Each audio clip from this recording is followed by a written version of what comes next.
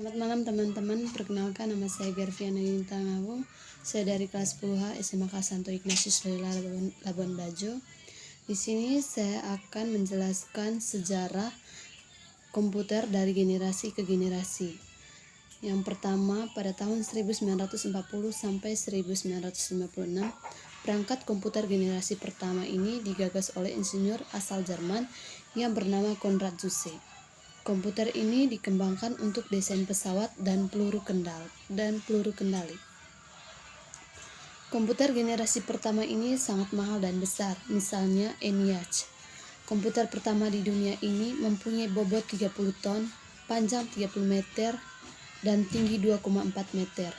Komputer generasi pertama juga mengandalkan bahasa mesin, yaitu bahasa pemrograman tingkat paling rendah yang dapat dipahami oleh komputer. Bahasa pemrograman ini hanya bisa menyelesaikan satu perhitungan setiap waktu, serta perlu berhari-hari atau berminggu-minggu untuk menghitung perhitungan baru. Generasi kedua pada tahun 1956 sampai 1963. Perkembangan generasi kedua ini ditandai dengan diciptanya transistor untuk menggantikan tabung hampa. Dengan hadirnya transistor, komputer dibuat lebih kecil, cepat, murah, dan hemat energi. Selain itu, pada generasi ini juga dilakukan pengembangan memori anti-magnetik. Secara umum, komputer generasi kedua sudah menggunakan bahasa pemrograman tingkat tinggi. Kapasitas memorinya sudah lumayan besar, tidak membutuhkan terlalu banyak listrik, dan proses operasinya sudah cepat. Generasi ketiga pada tahun 1964 sampai 1971. Komputer generasi ketiga ini ditandai dengan pengembangan sirkuit terpadu. Pada tahun 1958, Zak Billy menciptakan chip sirkuit terpadu atau IC. IC ini merupakan kepingan kecil yang mampu menampung banyak komponen menjadi satu. Jadi, komputer pada generasi ketiga menjadi lebih kecil, cepat, dan murah. Pada masa ini, memungkinkan juga untuk dipasarkan ke khalayak umum.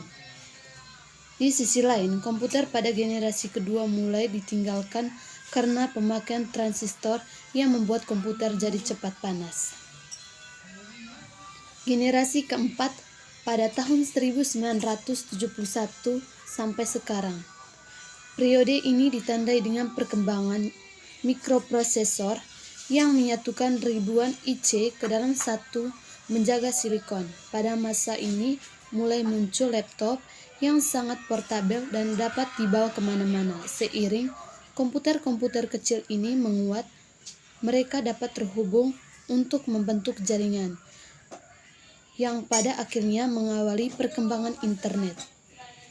Komputer generasi pertama yang besarnya hingga bisa mengisi seluruh ruangan, komputer generasi keempat sudah muat dalam genggaman manusia.